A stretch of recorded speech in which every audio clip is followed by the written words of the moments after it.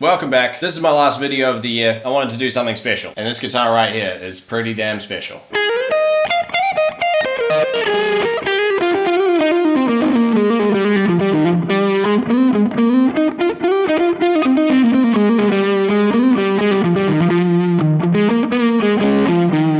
So what we have here is the Pia 3761C. I'm guessing that stands for chrome. This color is called Blue Powder. There are other versions of this guitar with gold hardware that come in the colors called Stallion White and Onyx Black, and they look killer, but this is the one I've got to talk about. So let's get right into it. If you don't know anything about these, this is Steve Vai's signature guitar. I'm not a huge Steve Vai fan. He's great, he has his place, just not my thing. However, I'm inclined to think he knows few things about guitars because this one is really, really good. So let's talk about some specs. We've got a 5-piece maple and walnut neck. We got a rosewood fretboard with a sort of a new spin on the classic Ibanez floral inlays. They call it the Pia Blossom. There's a lot of things about this guitar that say Pia on it, so I'm going to be saying that a lot. We got 24 jumbo frets, stainless steel, and the last 4 frets are actually scalloped, which allegedly makes it easier to fret and tap on those high frets. Personally, I don't notice a whole lot of difference, but maybe that's just me. It's also got the Prestige fret end treatment, so this neck just feels absolutely great. The profile of the neck is called Pia as well. I told you we're going to be saying that forever. 25.5-inch scale, 16.9-inch radius, which is equal to 430 millimeters. Thanks for making me do the conversion every week, Ibanez. An Elder body with this 2-petal design, which I like a lot better than the old sort of finger grip one. I was never a huge fan of that, but this one I think's a lot nicer. I'm not really sure about these little calves here, but it's Steve Vai. He can do what he wants. Let's play some more.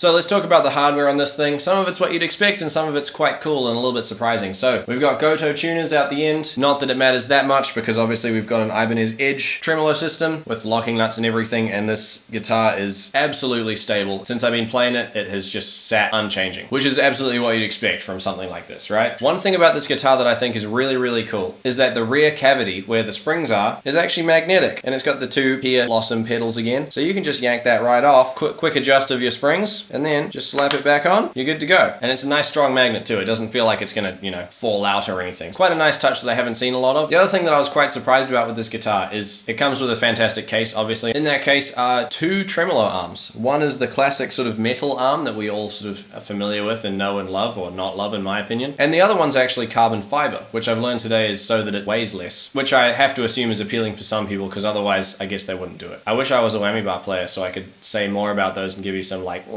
kind of demos, but I'm just not.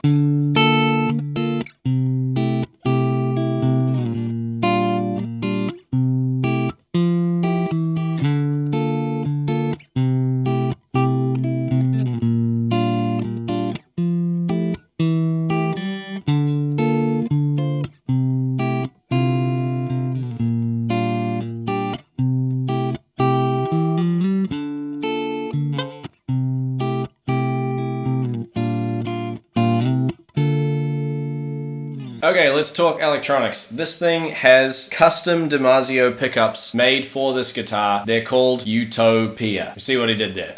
We got a 5-way switch, which does what you'd expect. We got neck pickup. We got inner coil of the neck pickup in the middle by itself, which is what you just heard, middle and the inner coil of the bridge pickup, and then just the bridge pickup in full humbucker mode. We've got a volume knob, we've got a tone knob, and the volume control is a push-pull pot that is a high-pass filter as well. Quite a lot of combinations, not so many that you're going to get lost in switching and not knowing what's going on, like some other of the modern Ibanez stuff. Really, really usable. It all sounds really good. Once again, all points to the fact that Steve Vai really knows what he's doing. I also want to show you, if I can, these pickups have some really, really cool patterns. So the covers are actually laser engraved. So there's a metal cover over the top and then there's another cover underneath, on the humbuckers that is, and it looks really cool. So I'm just going to do this so you can get a little look at that, because man, that's really cool. So yeah, that's my take on this guitar. Obviously, it's a bit of a different spin on the Gem, which is the classic Steve Vai guitar. Personally, as I said, I like the look of these way more. They look gorgeous. in all the color variations. This one is my favorite, which is nice because I get to play it. But there is obviously a hefty price tag attached to it. This guitar is premium, top of the line business, and a huge